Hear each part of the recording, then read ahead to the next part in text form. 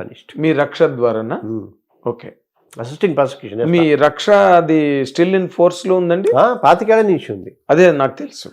తర్వాత మనము సినీ workers employment and regulation act అని ఒకటి ఉంది. అది ఇంప్లిమెంట్ చేయమని గత 10 ఏళ్ల నుంచి 20 ఏళ్ల నుంచి అడుగుతున్నాం. ఇప్పుడు థ్యాంక్స్ టు దిల్ రాజు గారు ఆయన చాలా సాఫ్ట్గా ఫస్ట్ టైం మొదటిసారి చాలా సౌమ్యంగా ప్రభుత్వానికి పరిశ్రమకి ఉన్నాను. ఇప్పుడు మేము అదే అడుగుతాం. బాలయ్య గారు 1,66,00,000 రూపాయలు తెలంగాణ ప్రభుత్వానికి బాకీ ఉన్నారు రామకృష్ణ హార్టికల్చరల్ తరఫున. ముందు అవి ఇప్పించండి బాబు, ఏపీ ఛాంబరును హార్టికల్చర్ అవి ఇప్పించండి, ఇప్పిస్తే తెలంగాణలో సినిమాలు తీసుకుంటాం. ఎందుకు ఆయన దేనికి ఏ కారణానికి లోన్ తీసుకున్నారు? అప్పుడు లోన్ తీసుకున్నదా బైఫర్కేషన్ యాక్ట్ అయిన తర్వాత నేను ఆర్టీ యాక్ట్ కింద వేసా, అవి ఉన్నాయి.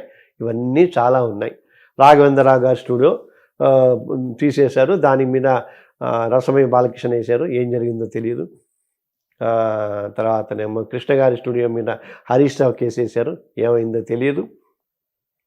గోల్కొండ స్టూడియో ఉంది, అదేమైందో తెలియదు. ఏమైనా బట్ అంటే ఏమైందంటే తెగేదాకా లాగుతున్నారు. అక్కడ జగన్కి టికెట్లు అమ్మటానికి జగన్కి 3 సార్లు వెళ్ళొచ్చిన వాళ్ళు ఇక్కడ ఒక్క స్ట్రైక్, అంటే మేబీ నాకు రాజకీయాలు పెద్దగా తెలియదు కానీ కేసీఆర్ ఒక్క స్ట్రైక్ తోటి వాళ్ళు అడిగింది ఇచ్చేశారు, ఈయన అడిగింది ఇచ్చేశారు, సినిమా వాళ్ళకి ఏం కావాలంటే అది ఇస్తామన్నారు, అన్నీ ఉన్నారు. బట్ ఫైనల్గా నాకేంటంటే పాపం ఆంధ్రప్రదేశ్లో కూడా సినిమా పరిశ్రమ ఉంటే బాగుంటుంది అని ఆలోచన. అది కాదు, ఆ రాష్ట్రానికి కూడా ఉండాలి కదా. కాదు ఆంధ్రప్రదేశ్కి అందరూ ఎవరు ఆంధ్రప్రదేశ్ మీద దయ చూపించి జాలి చూపించక్కలేదు సార్. కాదు పాపం కాదు, ఆంధ్రప్రదేశ్ లో జరగని షూటింగ్ ఏంటో చెప్పండి నాకు తెలియడుతాను. రాజమండ్రి దగ్గర నుంచి అరకు వరకు కొన్ని 100,000 సినిమాలు జరుగుతున్నాయి. అక్కడ ఏదన్నా టైటిల్ రిజిస్ట్రేషన్ చేసే అంటే ఎక్కడ వెళ్ళాలి? పక్క రాష్ట్రానికి రావాలి. నేను అంటున్నది ఏంటంటే పక్క రాష్ట్రానికి రావాలి.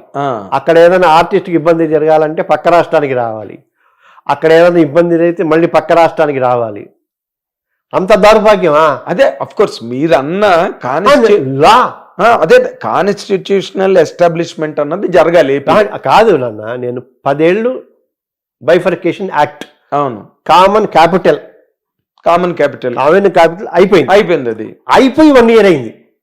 నువ్వు ప్రయత్నాలు కూడా మొదలు పెట్టవా? మీకు అక్కర్లేదా? Don't you need? నీకు ఒక ఉప ముఖ్యమంత్రి, ఒక artist, great artist, Hindupuram MLA wonderful artist, Roja అక్కడ ఆర్టిస్టు, పోసాని ఒకప్పుడు FDC chairman, Ali electronic media councillor. ఆలోచన లేదా? అంటే ఏమనుకుంటున్నారు? తెలంగాణ వాళ్ళని ఇన్నేళ్ళు, మీకు తెలుసా, మేము చాలా పడ్డాం తెలంగాణ వాళ్ళు. ఎన్నేళ్ళు? 50 ఏళ్ళు. ఇంకో 50 ఏళ్ళు ఎదురుగానే 1000 మంది నిలువున కాలిపోతే తెలంగాణ వచ్చింది. అదే పరిస్థితిలో ఇప్పుడు తెలంగాణ సినిమా పరిశ్రమ, ఆంధ్రప్రదేశ్ సినిమా పరిశ్రమ ఉండాలిగా. అతి తెలివితోటి ఏం చేశారు వాళ్ళు? తెలుగు సినిమా పరిశ్రమ అన్నారు. వేరే తెలుగు స్టేట్ అంటే పరిస్థితి ఏంటి? No Telugu state. ఇప్పుడు అన్నాడు. సరే పాపం ఇప్పుడు కొట్టుకోవటంలో కొంచెం బిజీగా ఉన్నారేమో. ఆయన 100 కోట్లు పెట్టి మా బిల్డింగ్ కట్టాడు. ఏ బిల్డింగ్ అది? తెలంగాణ. అక్కడ ₹1,00,00,000 పెట్టి కట్టుకో. ఆలోచించరా పెద్దలు? అడగరా? ఎఫ్ఎన్సీసీ ఇక్కడ ఉంది. ఎఫ్ఎన్సీసీలు ఇక్కడ పార్టీ చేసుకోవాలంటే పక్క రాష్ట్రంలోకి రావాలా? ఏదో రేవు పార్టీలు చేసుకున్నట్టు. అంటే వైజాగ్ లో కట్టడానికి ట్రై చేస్తారు కాదు, చేశారు, అయింది, పోయింది. ఇక్కడ ఏంటి? ఇక్కడ పార్క్ స్థలంలో కట్టారు. పార్క్ ఎఫ్ఎన్సీసీ అంతా పార్కే. హైకోర్టు జడ్జిమెంట్ ఇచ్చింది. అందులో అది కడుతుంటే మళ్ళీ కొంతమంది కూలిపోయారు, కేసులు ఉన్నాయి. అన్నీ ఫిలిం నగర్ సొసైటీ అంతా అవకతవక. చిత్రపురి కాలనీ అది ఉన్నాయి. అందులో 15 కేసులు ఉన్నాయి. ఇంకా అందులో 100 మంది కోర్టుకు వెళ్తారు. గొప్ప గొప్ప వాళ్ళు వేటూరు కోర్టుకు వెళ్తారా, జైలుకి వెళ్తారా? సరే జైలుకి వెళ్తారు. జైలుకి వెళ్తారు. ఎందుకంటే అంత అఫీషియల్ రికార్డ్ అది.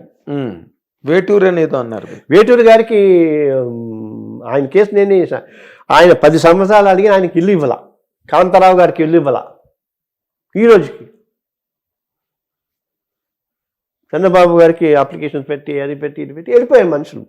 కనీసం వాళ్ళ స్మృతి చిహ్నంలో అన్న ఒక పెద్ద చిన్న బిల్డింగ్ ఏదన్నా ఒక 4 రూమ్లు పెట్టి ఆయన క్యాసెట్లు గీసెట్లు ఇంకోటి చేస్తామంటూ ఆయన జయంతో వర్ధంతో వచ్చినప్పుడు పుంభావ సరస్వతి అంటామో ఒక స్పీచ్ ఇవ్వటమో పాట వేయటమో రాలిపోయే పువ్వ అంటామో సిగ్గు అంటే మనం సిగ్గుపట్టాలి రా. అది ఇప్పుడు ఎవరో ఒక ఆయన ఒక లాయర్ గారు ప్రెస్ క్లబ్ లో నిలబడి మాట్లాడాడు, వీళ్ళందరూ మద్రాసు గాళ్ళు